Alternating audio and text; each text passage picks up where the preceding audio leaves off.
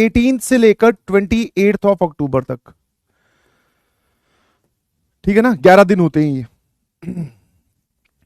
तो आपको जिन बच्चों का बैकलॉग है वो बैकलॉग कवर करेंगे।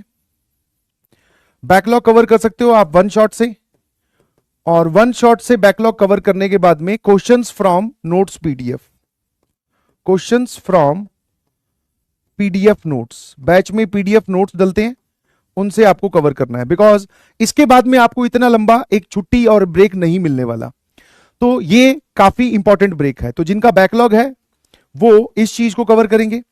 अब बैकलॉग में भी सर कुछ लोगों का लेक्चर कंप्लीट हो सकते हैं, डिब्बी का बैकलॉग हो तो आप डिब्बीज कंप्लीट करेंगे, डू इट बाय योरसेल्फ, क्योंकि प्रैक्टिस इज वेरी इंपॉर्टेंट, ठीक है, हाँ ना।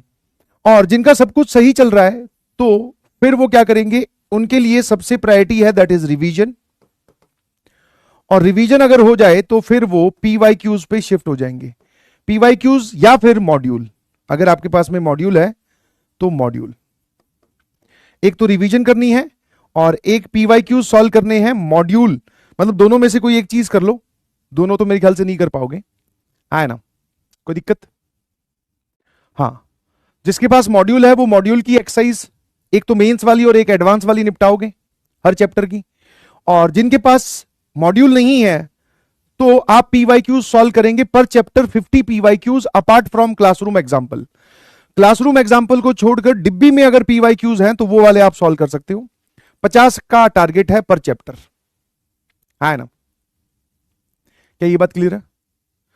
हाँ, तो जिस जिस प्रकार का आपका बैकलॉग है उसको कंप्लीट करो, वन शॉट से आप देख सकते हो, ठीक है। कोई चीज आपको कम समझ में आई हो वन शॉट में तो उसका डिटेल्ड एक्सप्लेनेशन अगर आपको देखना है तो फिर बैच की वीडियो पे आ जाओ, ठीक है। हर एक में टॉपिक लगा होता है, पीडीएफ की पहली या दूसरी स्लाइड पे लिखा होता है कि कौन कौन से टॉपिक्स कवर किए गए हैं, तो वहां से कवर कर लो, टाइम स्टैम्प आपको मिलता है अगर वन शॉट में कोई चीज नहीं समझ में आई।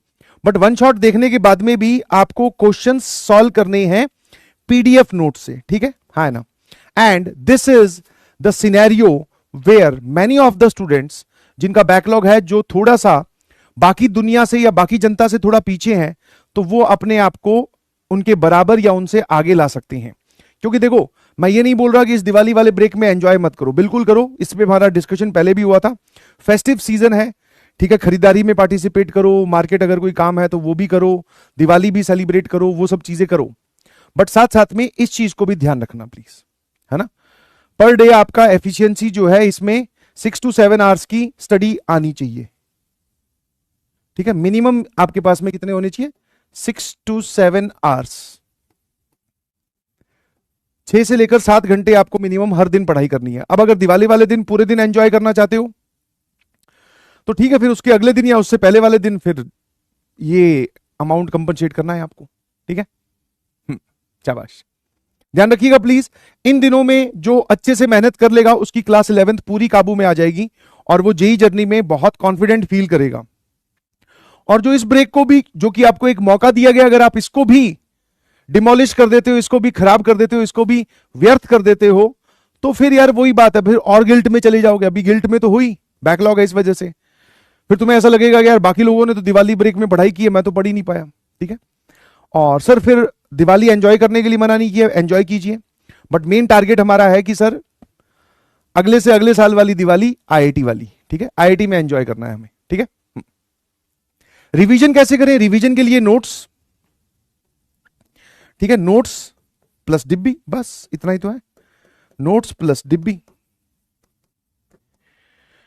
पीवाईक्यूज जो है वो डिब्बी में इंक्लूड हो जाएंगे। नोट्स बोले तो सर, अब नोट्स जब आप पढ़ रहे होंगे, पूरा आपने नोट्स बनाए होंगे, वरना बहुत सारे बच्चों के पास वो किताब है, मतलब आपके पास में अपने नोट्स हैं।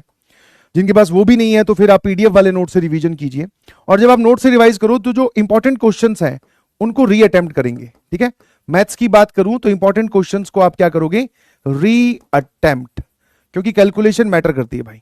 तो ये रिवाइज करने का तरीका है। I hope this is clear, है ना।